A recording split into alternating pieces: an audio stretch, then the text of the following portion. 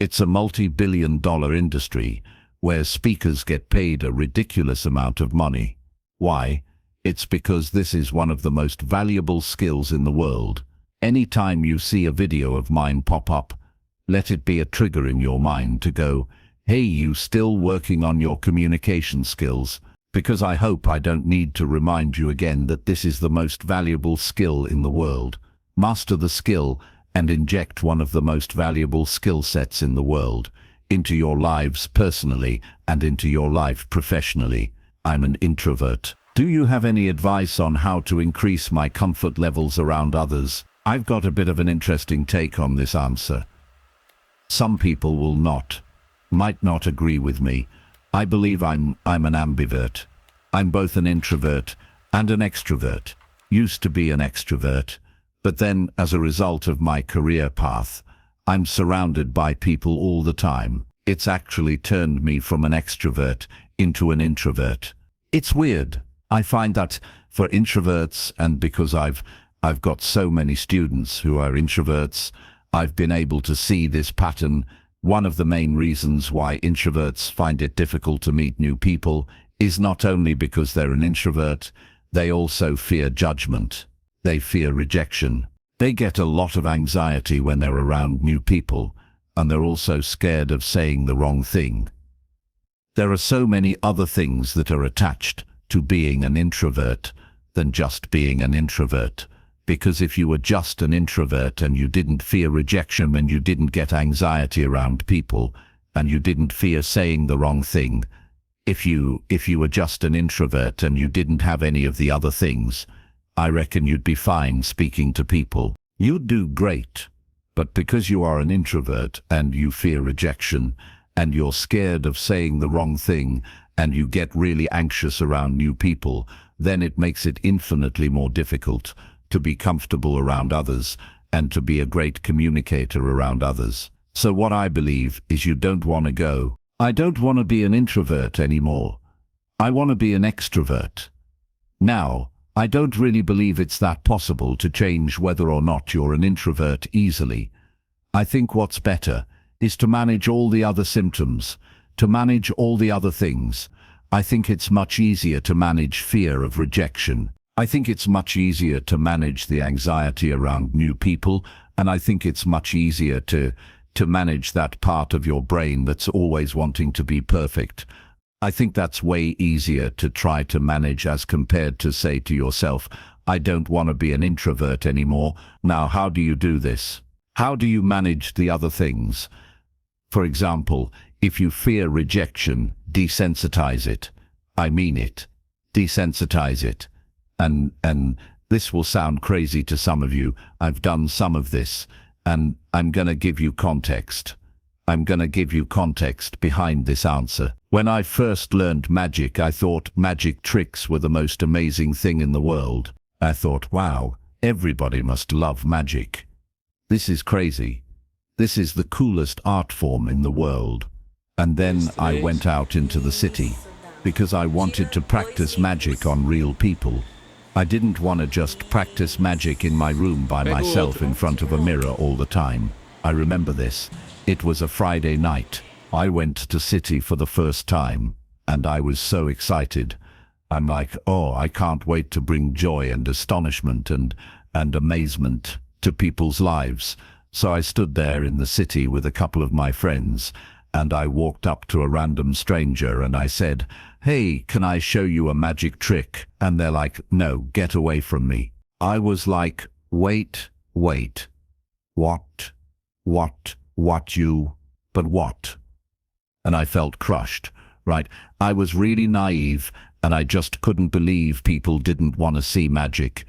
And then just that first rejection caused me to fear rejection. I didn't fear rejection before that. And then the moment that happened now, I was so scared of rejection. Now, I didn't perform magic for people for months after that because I feared rejection so much. And the fear of rejection stopped me from going out for months to perform magic for people. So I continued to perform magic in my room by myself for the mirror. And gradually I realized that I needed to desensitize the fear of rejection. Otherwise, I'm never going to be able to spread this beautiful gift that I've discovered magic, right? So I had to desensitize it. How do you desensitize it? I got back out there and my goal was no longer to perform magic. I took a step back. My goal was to get 20 people to say no to me. Yep, I just said to myself, all right, it's a Friday night. The goal here, Vin, is to ask 20 people if they want to see magic. And you want to get 20 no's because the goal is not to perform magic tonight. And if you do, well, lucky you. But the goal is to desensitize the fear of rejection. And then I would go out to the city and I would get rejected time and time and time and time again. And to my surprise, out of every 10 people I asked, 3 people said yes. And it was so beautiful because I started to learn that, oh wow, people are not saying no to me, right? They're not saying no to even magic sometimes. Sometimes people are just busy and that's okay. I stopped taking the no's personally and I started to fully desensitize the fear of rejection. You should have seen me after 12 months of doing this. I had no problems going up to people asking if they wanted to see magic. And here's the interesting part that starts to happen as you reduce the fear of rejection. When you go up to people and ask people questions, you no longer have this. There's almost this sense of desperation that you want people to accept you. When you fear rejection, when you feel rejection, you walk up, you'd be like, oh, is that okay if I show you a trick?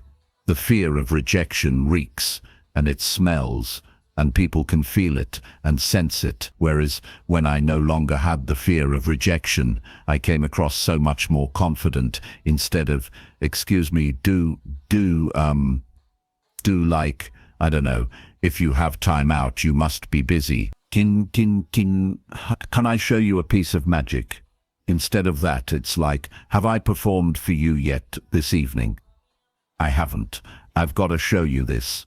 Hold your hand like this, and you go straight into it. There's a difference there. So again, all I'm saying here is, as an introvert, you can desensitize the fear of rejection by going out there and getting 20 no's, and you're probably thinking, Vin, I don't perform magic. It's time to get creative. Next time you're in the line to get coffee, ask if you can get the coffee for free. I know this is crazy, right?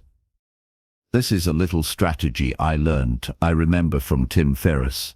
We just ask the barista, just go, what are the chances I can get this coffee for free?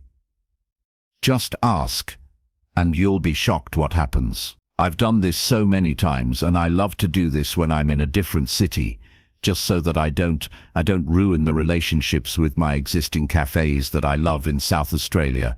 But you just ask, hey, what are the chances I can get this coffee for free? And it is so amazing the number of times that the Bria literally just looks at me and says, oh, if you like us on social media, I'll give you a cup of coffee for free.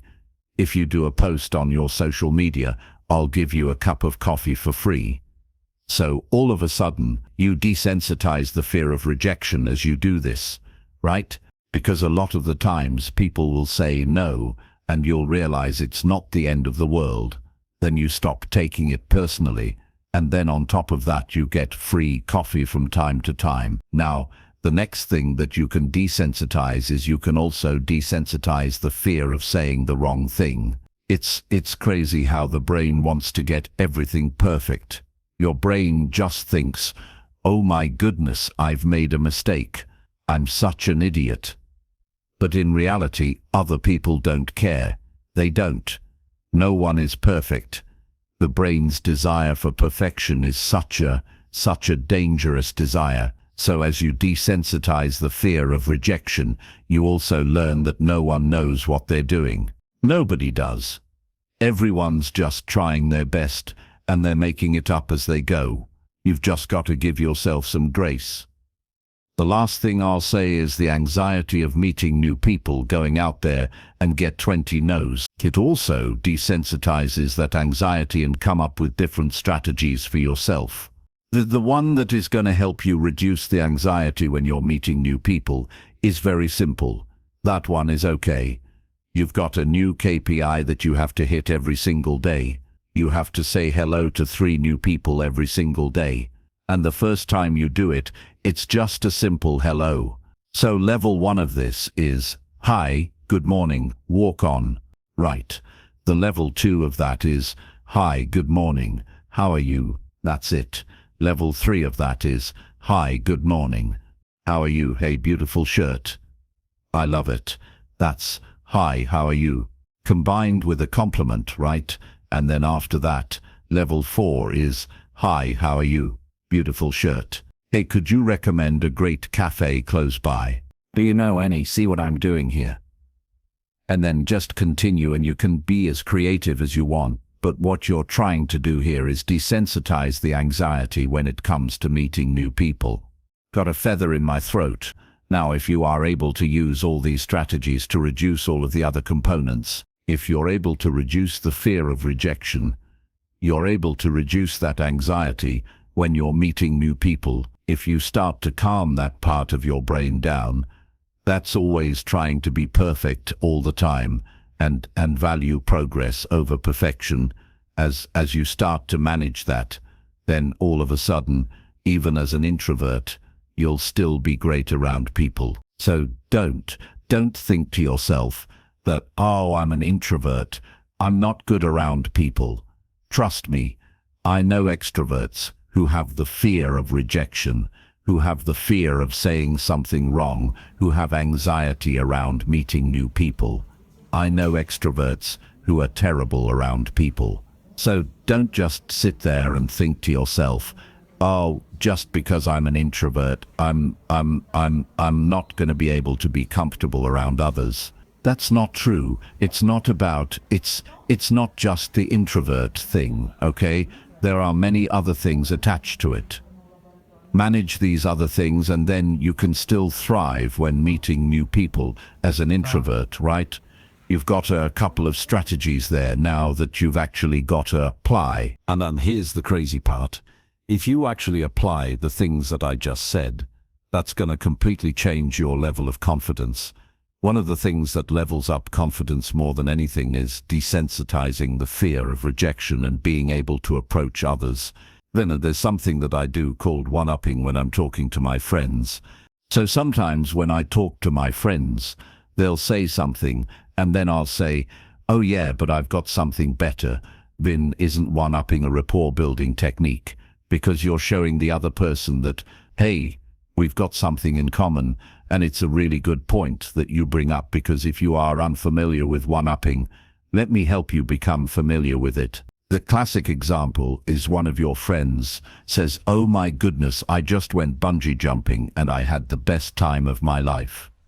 And then the moment you heard that, you go, oh yeah, well, I actually went skydiving, and skydiving's way better.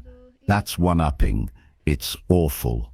I am so guilty of this. I do it all the time. But then the question here is really powerful.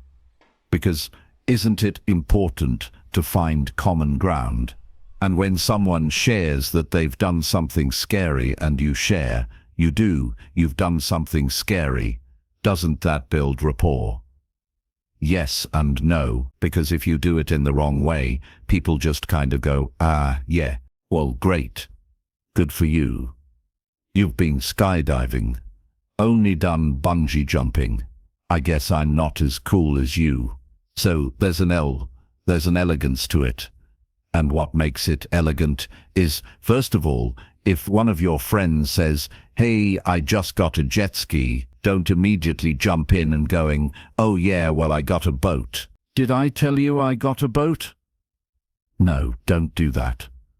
Once someone shares something that excites them and you'd notice their emotion is peaking and they're like, oh my goodness, I just brought a jet ski in, to make sure that you don't one-up them.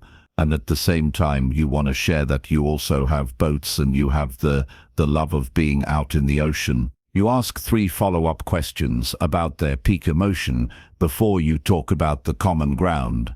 For example, they go, "Oh, Vin, I just go to jet ski." I hear this and I go, I'm gonna ask 3 follow-up questions about the jet ski. So question 1, "Oh my goodness, have you taken it out yet?" They go, "Yes, oh my goodness, I took it out on the weekend. It was so fun." Then, the kids were there. They loved it. You know, they were sitting on the back. It was such a great experience. And second question, "Did you let the kids drive it?" No, of course. My kids are only 4. Of course not. But back then, I gotta tell you, the way their faces lit up when I was driving them, and they were like, "Dad, faster, faster, faster." Third question I'm gonna ask is, I know this is a little bit of a cheeky question, but can I ask, how fast did you go on the jet ski? Right? And then, "Oh, look, Vin, we went at least 30 to 40 kilometers an hour on the ocean." Oh, I know it's 30 to 40 kilometers, but when you're on the ocean, it felt so fast. And after you've asked those 3 questions, now it's okay for you to bring up the common ground. You go, "Oh, far out. I love that you had such a good time with the kids. I love doing that too. You know, I've got a boat as well, and I love going out. We've got to go out sometime together." All of a sudden now, you can connect on common ground, but instead of immediately jumping in and saying, "Hey, I've got a boat," and talking about you made it about them. First, you asked 3 follow-up questions. Then you shared your similar interest. That's how you can do that eloquently, as opposed to, "Hey, I got a jet ski." "Oh yeah? Well, I got a yacht then." It's not nice at all. Hey, if you are still really keen to go down the rabbit hole of communication and you want to continue the journey, I'm running a free 2-hour masterclass titled "Unlock Your Voice, Unlock Your Potential." If you want to come along to that and register and save your seat, all you gotta do is click the link below and register. Hope to see you there. Vin, breaking out of old habits around people I already know. It's really hard acting and sounding different. It's just difficult because they already perceive me a certain way. This is a question about breaking the mold. When a lot of my students study with me and they start to get inspired about changing the way they sound, changing the way they move, using different body language and storytelling, etc., using analogies, metaphors, and similes. When they first start doing this, they often get a negative reaction from the people that they love and from the people who know them intimately. It generally happens. And the classic scenario is, and again, I can only speak from a man's perspective, but it's when the husband comes to one of these classes of mine and gets really inspired and goes, "Oh my goodness, I've been speaking quietly my entire life. I want to be more generous with my energy, with my family, and I want to be more expressive." And then the poor thing goes home that night to his partner and he goes, "Honey, I'm home. There's a new version of me. Oh yeah, out with the old, in with the new." And then their partners freak out, and then their wives will often react negatively to that and go, "Oh my God, what are you doing? What? Why are you talking like that? Oh my God." Like, where did you learn this, Vin guy? This Vin guy's an idiot. Don't do that. You sound stupid, right? And then they walk away from that and they go, "Oh man, I guess I'll just stay talking like this forever."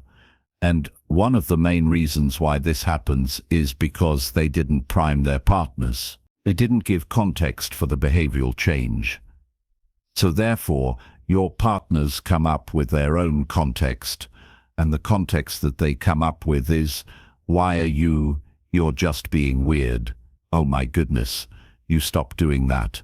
Oh, far out." Right, so all of a sudden they just think you're being weird because you didn't give context. So what you've got to do is around, especially around the people that already know how you communicate intimately and see you a certain way and have a mold for you. What you have to do is you have to have a conversation with them first before you do the behavioral change. So what you gotta do is you gotta say to your wife or your husband or your partner or your colleagues, you say, hey, look, I've just done a great course by a gentleman named Vin Jiang, link in the description, and I feel super inspired to use my voice in a way where I can be more generous with my energy. I've just been using this low volume my entire life, and if you notice me adding more volume and adding more vibrance to my voice and trying new things with the way I communicate over the next few months, if you notice me doing that, could you please support me and encourage me? I really want to get out of my shell. Is that okay? All of a sudden, if you give context like that, the moment people seeing you explore and play with your voice, instead of judging you negatively, they're gonna go, oh Vin, that was amazing. I love seeing you try to do that. That was so cool, dude. It's inspiring, man. It's so cool to see you try to push yourself out of your comfort zone. Because once people have context, they have more compassion, whereas when you don't give context, sometimes people can create their own context and then they'll just judge you and think it's weird.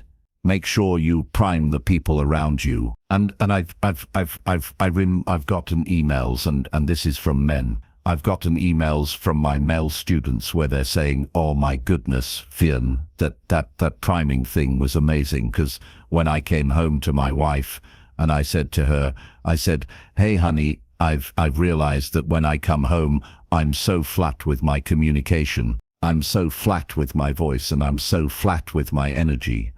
I'm really inspired to bring the best version of me home to you and the kids. So if you see me playing with my voice, you see me trying to be more energetic, and please support me, please. I want to improve in that arena. And I remember getting emails of people saying, Vin, the moment I said that, my goodness, it's my family have become my greatest supporters. Now my kids even cheer me on, and they start saying things like, oh Dad, I love when you do that thing with your voice. And all of a sudden now you've got a community of supporters as opposed to a community of haters like I have on TikTok. So there you go. Prime the people you love. Prime the people who have already have preconceived ideas of who you are. And I'll add one extra tip to this. Make the changes slowly. So don't go from being really quiet all of a sudden, jazz hands, because it's going to freak the shit out of people. Don't do that. Just again, if you normally like this, then you just want to bring it up to maybe this, and just come home with a little bit more energy. And then, a couple of weeks later, or even a week later, then come home with a little more energy like this, and you start to bring it on slowly. Don't take people by surprise and dramatically change. And then after that, try a little bit of this. Right? Don't be afraid to try a little bit of that. And then after that, don't be afraid to try a little bit of this. Yeah, it makes me think of the song Mambo No. 5, right? So all of a sudden just start to bring it on slowly and try different things on. And as you do that more and more and more and more, the people around, you're gonna love the energy and the good vibes you're sharing. It's fantastic. Vin, do you sometimes feel tired of being energetic and positive? Do you have downtime in which you revert to your flat persona or communication style? Absolutely not. I don't get tired because I'm not human. Wish I could do some VFX, then all of a sudden I turn into a frog. Why pick frog? I've got to pick so many other amazing things. Simple answer, yes. I do. I do get tired. I do feel exhausted. I've had a couple of really hard weeks. Last few months for me has been really difficult. Do you know why? Because I've got a baby. Yep, I've got a new baby in the life. I've got a 6-month-old baby. The name's Melody. And if you know, baby life ain't easy. Very broken sleep. Phew. Yeah, it's difficult. I gotta tell you that when I'm fully exhausted, when I go into the house and I am laying on the couch, and I've had a very long day when I go in, you might not get this version of Vin. Yep. Oh my goodness. How crazy. And the version of Vin that you're gonna see on the couch is a happy when. And do you think we can just get Uber Eats tonight? Because I cannot be bothered cooking. And then my wife exhausted it as well. She's like laying there on the couch, doing like, yeah, let's just get Uber Eats. Who cares? And let's just get fast food. I'm like, yeah, let's just get fast food. I do not care about being healthy right now.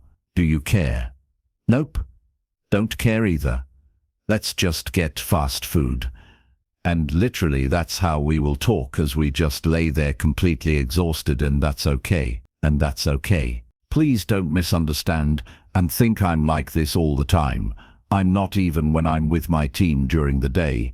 If there's no need for me to be like this, I'm not. I'm not. It's like a car. There are many gears that you can move into, right? Are you always in first gear? No. You'll destroy the car. Are you always in fourth gear? No. You'll destroy the car and it might not even start. Are you always in reverse? No. Because you shouldn't be reversing all the time. Right. Once you've started to develop mastery with your communication skills, all that it means is that now you can switch into the gear when you need it. I need to switch into this gear to be effective when I'm creating this video for you. Otherwise, imagine I was just stuck in reverse and I was just like, you, then it's just weird. Yeah, I know that's really weird, but again, if I just was flat and I was on this video because I haven't built the skill and I haven't developed that gear, then all of a sudden, how could you handle me just talking to you like this for an hour of your time? This is just going to be extremely difficult for you. So please, long way to answer a short question. I have many different gears and I use them all when I'm tired. I will use this gear when I'm exhausted. I will conserve energy because I don't have much left by 5 p.m. with a 6-month-old baby. But I do my best. I do my best. I always try to give those. I love as much energy as possible, but there are days where I can't because I have nothing left. When I'm nervous, my voice can tremble. I can hear it more nervous, more trembling, and so on. How can I break the cycle in the moment and get it together instead of trying to improve it in the moment? There are things you can do before. Here's 5 things you can do immediately.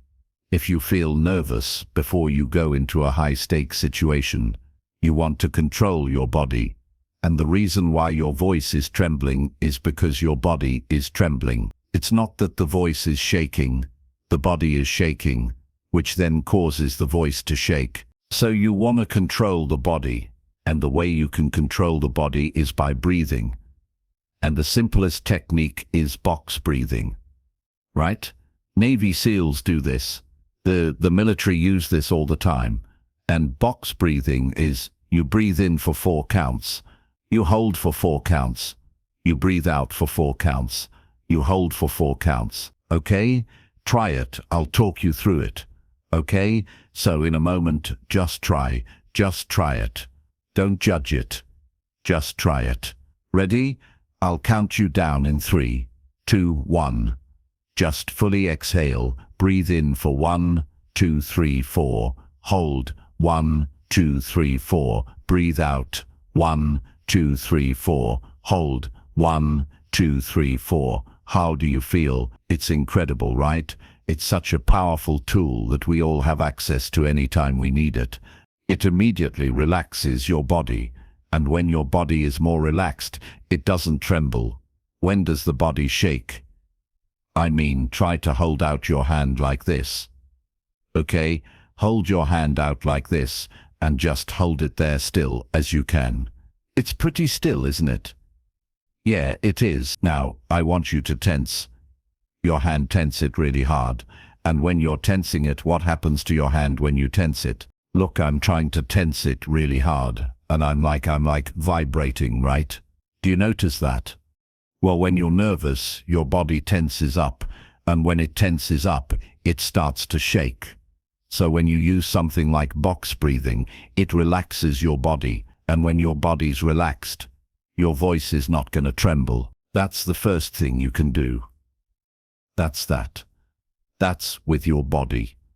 The second thing is you want to control your mind, and in your own mind, you need to think to yourself that this high-stakes situation that I'm going into, this presentation that I'm walking into, this speech that I'm about to give for my best friend, for at their wedding, this job interview that I'm going into, get into a mindset of service. I'm here to serve the people that are in front of me. It's not about me. It's not about me. Because if you become really self-conscious and you keep thinking about yourself, you are going to become more nervous because you're thinking me, right? Instead of doing that, think about the audience. Focus on the audience. And by taking that self-consciousness, taking that consciousness away from the self and placing it on others, it starts to reduce the nervousness as well. So you want to control your body and you want to control your mind. There's a tactical thing you can do as well. If you are in the moment and you're noticing yourself getting really worked up and your voice is trembling, well, there's one thing you can do. You can pause, take a deep breath, and then significantly slow down your rate of speech. By slowing down your rate of speech, it calms you down. And I can tell you right now that when someone is nervous, one of the most common things they do is they speak faster, because they want this to be over and done with. So they speak faster than as a result they were. And then, the faster you speak, the more you're communicating to your mind that you are nervous. And this is where that spiral of doom starts to happen. Because the faster you speak, the more nervous that you think you are, the more nervous you think you are, the faster you speak. And then it's just this terrible, terrible cycle. So what you want to do is to break that cycle, a deep breath, and then just significantly slow your rate of speech down. So that's a wonderful tool to be able to snap you out of that cycle in the moment. I feel that the final thing that you can do here is manage your adrenaline. Adrenaline gets released when we are in those fight or flight situations. All right, before you go on stage and deliver the speech at your friend's wedding, if you're starting to feel those nerves and you're going, oh my goodness, I can feel the hands trembling, another reason why the body starts to shake it. It's not only because it's tense, but because your body is starting to release excessive amounts of adrenaline to get you ready for fight or flight. Now, going up and giving a speech at your best friend's wedding is no reason to there's no reason to produce all that adrenaline. You don't have to fight anybody, you don't have to run away. So you want to get rid of some of that adrenaline by managing it. And the way you do that is a little bit of brisk exercise. Okay, so again, you don't do this in front of everyone, but just out in the hallway. Just do 10 push-ups, right? Do 20 star jumps. And by doing a little bit of that, or even go for a 5-minute brisk walk, by doing that you get rid of all the excess adrenaline, which therefore will help you manage the shakes. The last bonus one is understand your triggers. Understand what triggers you. And once you understand what triggers you, you then can manage it. So if you know precisely that speaking in public is a trigger, well then now, even by being able to label it and by understanding it and by knowing that makes you nervous, that's gonna help already. After that, then desensitize it, and slowly desensitize it. I'll give you example again because sometimes to me these examples are very obvious. But I know for you on this journey it may not be as obvious. So say for example you know that speaking in front of 10 people is really nerve-wracking, right? It's like, Then the next time you are at dinner with your friends and there's only 2 or 3 people, I mean, that's public speaking, right?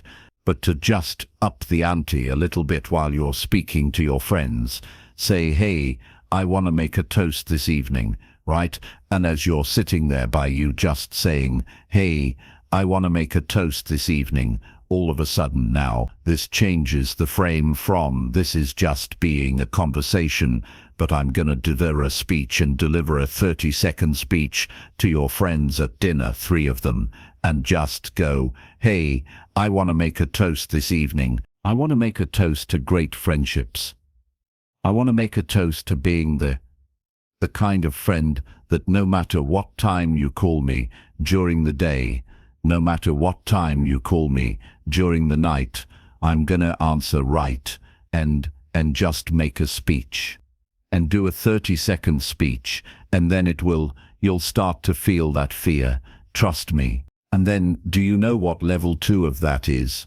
The next time you're with some different friends, stand up and make a toast. Don't just sit. Stand up and make a toast. I already know what some of you're thinking. You're like, oh, Vin, that's so weird. It's only weird if you make it weird, right? And you go stand up and say, hey, I just want to take a moment to share my appreciation for the 2 of you. You know, and also I'm gonna call this out tonight. I'm gonna be paying for dinner. So I want to say, I love you. I'm grateful for you. And here's to great friendships. Do a little toast. Sit back down. I'm serious. Because all of a sudden, as you do this, you're starting to desensitize the fear of presenting, right? And then you can go to level 3 of this.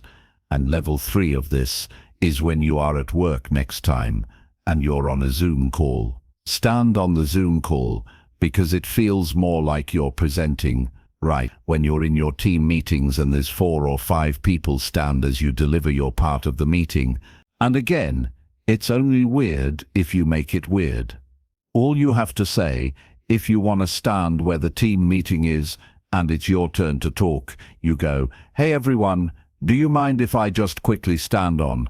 You stretch my legs. I've been sitting all day. Do you mind if I stand for this 5-minute presentation that I'm about to do? Thanks everyone. Stand and then deliver it. The more you do it, the more you'll desensitize that fear. Okay, so I think you're starting to understand the way I view this and the way I coach people in this, right? A huge part of it is just desensitizing the fear. Such a big part of it is desensitizing it. The last message I want to end with you on is this.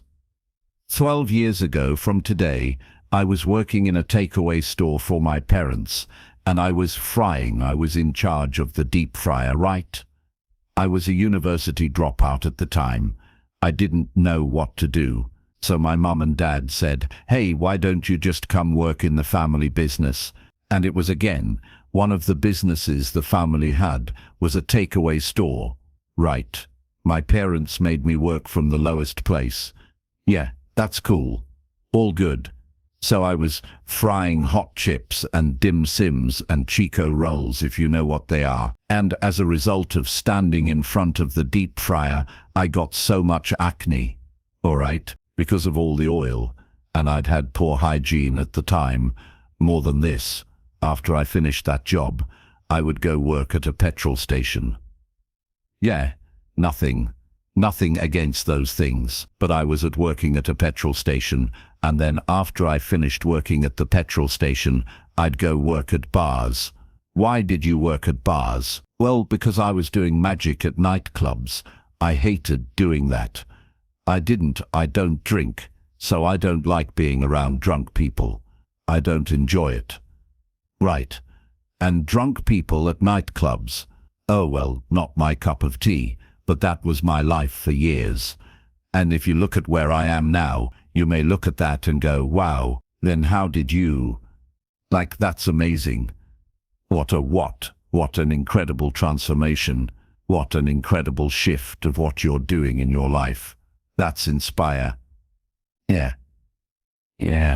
I thank you. Thank you. I'm not saying yeah, because I'm being disrespectful to you. But I want you to realize that the same is possible for you in 12 years. But the moment I say that, you start to go, 12 years, that makes me want to vomit and die. We always, as human beings, overestimate what we can do in 12 months, but we completely underestimate what's possible in 12 years. That's one of our greatest flaws. So I want to remind you that I'm the tortoise, not the hare. I'm that damn slow tortoise. I'm just going to improve one thing at a time, because I want you to recognize that there is nothing amazing about me. But really. Right. I'm not saying this because I'm being all humble. No. There's absolutely nothing amazing about me. And if you're sitting there right now still thinking I'm amazing, you've been fooled. It's an illusion. I'm just really good at taking things one step at a time, and I promise you'll probably be able to do it faster than 12 years. But if you just started improving things one step at a time with your communication skills, it's going to completely transform your life. This is one of the world's most highly valued skill sets. It's going to open up so many doors for you in the future. And as you master this skill set, my one ask of you is use your voice to spread more love, to spread more kindness, and to spread more compassion. The world needs more of this. This is now your duty. Moving forward, your duty is not just to achieve abundance in your life, but to use your voice to spread more love, kindness, and compassion. Be the reason today someone smiles. Be the reason today someone feels inspired. And I believe that as luminaries, as we do this with our lives, as we do this as a mission, we are going to create ripples of change that will change the world. Because as Steve Jobs says, those people in the world who are crazy enough to believe they can change the world, they are the people who actually do. If you want to continue the communication journey with me, then click the video here to continue learning.